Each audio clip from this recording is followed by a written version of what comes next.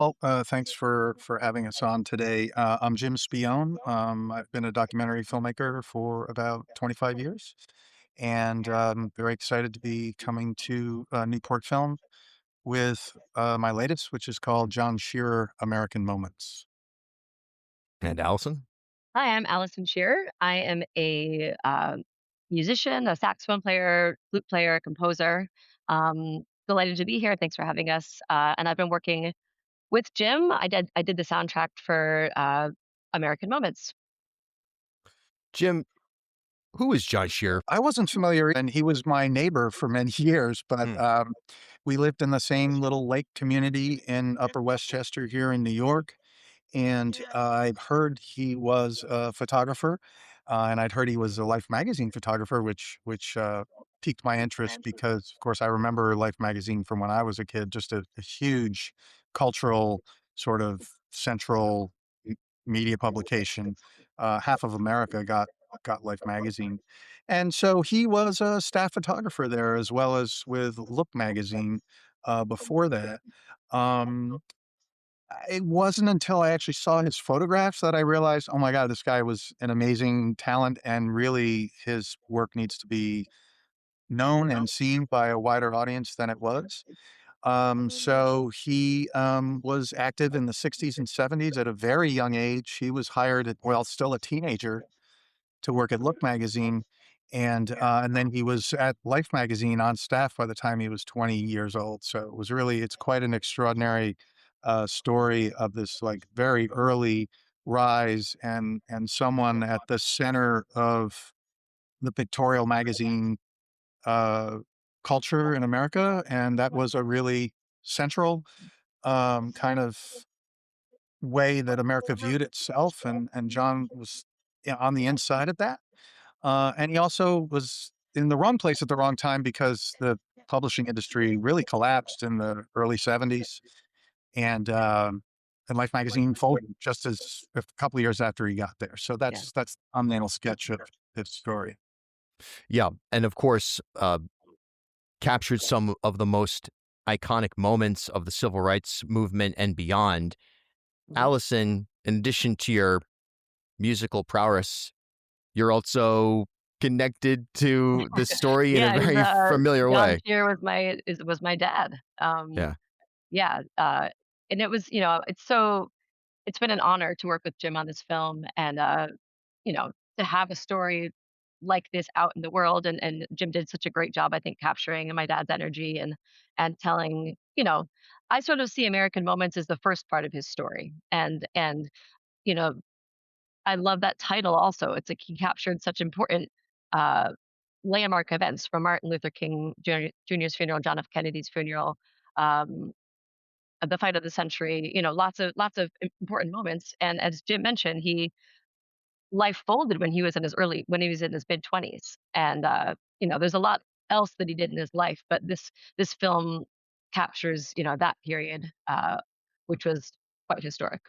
All right. Before we get into some more detail and how we kind of how you got here, Jim, into this work on a specific level, the world premiere of this film is Thursday, July 30th, and it's going to be right here in our own community in Rhode Island. That'll be hosted by Newport Film as part of the Outdoor Summer Documentary Series, and this will be at Rough Point. It's an amazing environment, and again, that third space, that ecosystem that Newport Film curates so beautifully, will be on full display here. This is a particularly novel event because it's a world premiere of a film, and it's also been curated by Newport Jazz AD Nate Smith, Mhm. and that is in part, there will be some of John's prints inside of Rough Point. And then, Allison, you're going to be opening up the event with your quartet at Rough Point. So this is an Yeah. all-encompassing event. So bridging all of these different worlds, the film, your music, Allison, and obviously the prints themselves on exhibition.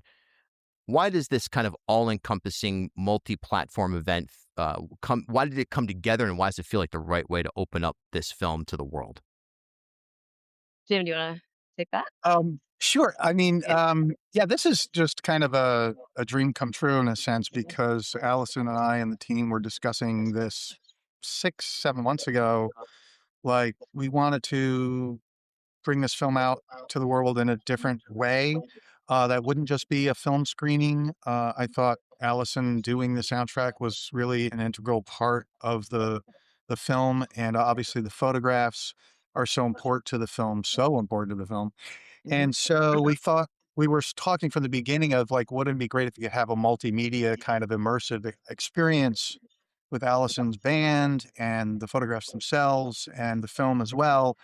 And so this all kind of came together in like the perfect location. I mean, it's just Yeah. really exciting to be at Rough Point, Yeah. and that gorgeous estate. And I just think it's going to be a really beautiful evening. Yeah. For me, it'll be really emotional.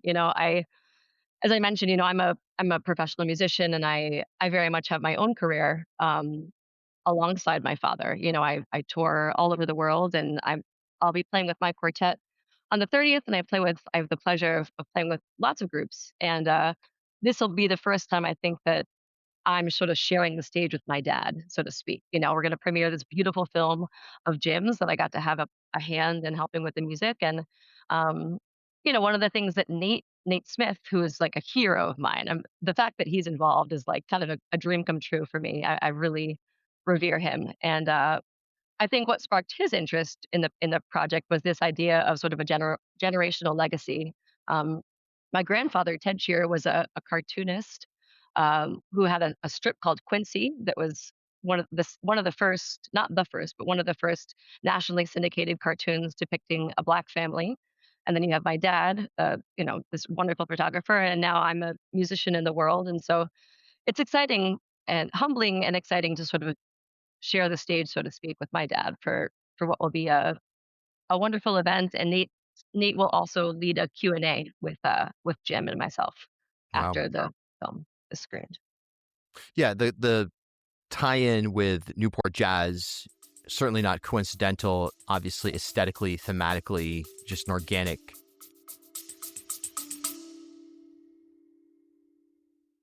Our election season content is supported by RIPHI, the Rhode Island Public Health Institute.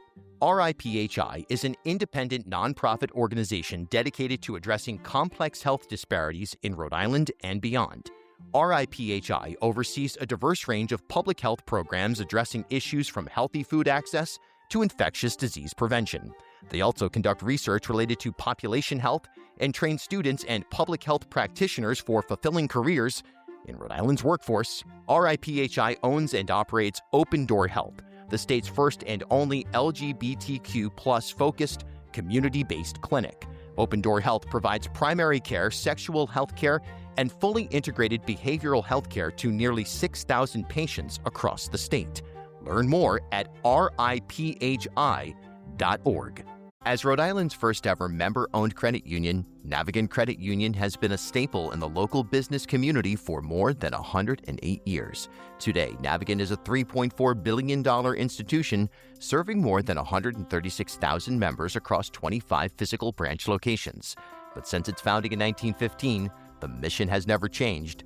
Navigant Credit Union's team of financial professionals have remained committed to improving the financial well-being of the families, businesses, and communities they serve across Rhode Island. Learn more at navigantcu.org. Bartholomew Town is proud to partner with Waterfire. Visit waterfire.org. Half Street Group brings a new generation's perspective to leadership communications, strategic public relations, and digital marketing. Half Street helps organizations and leaders take control of their own stories and manage their reputations. They get results for their clients by focusing on audience message and culture, and by leveraging their decade-long relationship with media and opinion leaders in the Ocean State and throughout New England. And by the way, join me and Half Street Group founder and president Mike Rea for a conversation every month about news of the day, the hottest media analysis, and a look behind the scenes at how impactful leaders drive conversations. Learn more at halfstreetgroup.com. Bartholomew Town is proud to partner with Newport Film. Visit newportfilm.com. Follow me on Instagram at Bill Bartholomew.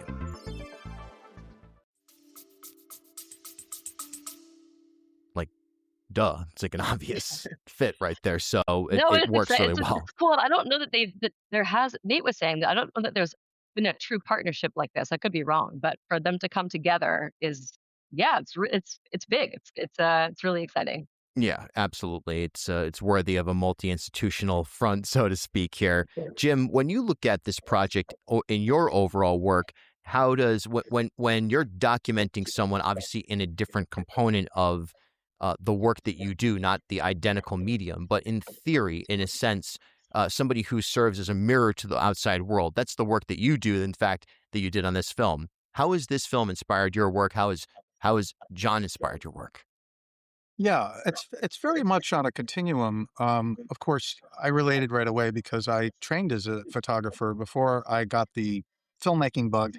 I was in fine arts and a visual arts major in college, and a photography major. So I right away related to that and to the sort of artisanal way John worked. I mean, he was a little older than me, but I also worked in negatives and dark rooms and black and white, and so could relate to it actually directly in that way.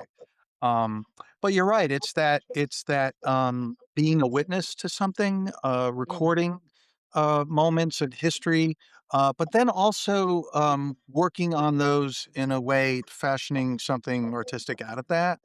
And in John's work in particular, I found so fascinating because he took a lot of these kind of reportage photos from the 60s and 70s, and then later on in his career, reworked them in a much more like artistic manner. So these gorgeous, deep, dark, rich prints would not have appeared that way in Life magazine. They would Mhm. have been kind of these grayish, old magazine prints. Yeah, So I didn't even he know that took them until the and other did day when Jim. something. Yeah, Yeah, that's he cool. did something really extraordinary with them, and so they kind of also kind of sit in that on that space between just recording something and then interpreting it and making, art out of it, and so, yeah, all of that is just, very much what documentary is about, so, I was really pleased to make a film about an artist, and especially someone who is, so talented and I think under-recognized as Mr. Shearer. I'll Allison, also say similar what was. question. Oh, please. Yeah, sorry to interrupt, but, yeah, what's also I think really special about what Jim made, a lot of the footage, well, all of the footage of my dad speaking in the film was captured at the very end of his life. He passed away just months after Jim finished the final interviews. And so it's this very tender, to my eye, it can be hard because he's sick in the, he appears to me as a, he's dying of cancer, although he looks, I don't know that people would know that when seeing it, but it's this very intimate, tender footage of someone really looking back in a way that, and my father's the only person who speaks in the documentary, so it's very much like a memoir of sorts. And I think Jim did a really, really lovely job and took a, that's an interesting artistic choice to have it just be that one person's voice. And I think it captures that energy of deep reflection, and yeah, it's really powerful. And Allison, when you see that film, how does it impact the work that you do through music? Um, I will say, it was an interesting process for me because most of my career is, I compose music that's based on, maybe a bit of nostalgia but not written to picture. So working with Jim and creating, period specific tracks was new for me. And it was fun. It was and it yeah, I don't know. Yeah, it was just a new experience, and I'm grateful we got to do it. Well, I should return the compliment. Thank you for those very sweet words, Allison. But yeah, one of the amazing things about Allison's work is in the span of 20 minutes in the film, you go from kind of a 1940s, 30s, even 40s style all the way up through 50s, 60s into 70s kind of funk tinged blues rock. So she was able to create like just going from genre to genre really deftly and uh I suppose she had to tolerate me giving her direction and sort of how I envisioned or heard things. We worked a lot with like scratch tracks and we listened to other Yeah. artists from these different time periods. But then she came up with something that was really completely original and recorded with just an amazing group of musicians. I'm Thank super you. psyched to hear it and experience it in real time. Folks should head to newportfilm.com for full details.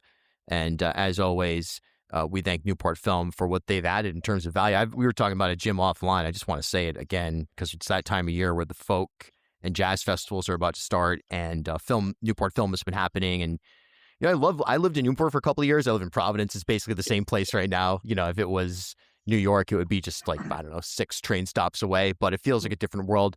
But one of the best parts about living in Newport was the vocabulary of the community was just higher, way higher than most places I had lived outside of the city or even inclusive of the city, because people attend and they're exposed to, even if indirectly, the artists or the films that come through the city. And so somebody who might ordinarily be wearing a sports team hat may have like a Kamasi Washington hat on or something like that. And Yeah. it just goes one notch deeper. And that's all it takes sometimes to build a little bit more community and create these third spaces. But you have to have the organic gold mine goods to bring people together. And so I thank both of you because you're contributing to our community up here by creating art of that magnitude. So thank you. Well, thank you. That was very All kind of right. you. We're really pleased that you had us on today. Yeah, thank you. Yeah, and I hope Yeah, I hope you can come on the 30th. I'll be there. Yeah, for sure. newportfilm.com.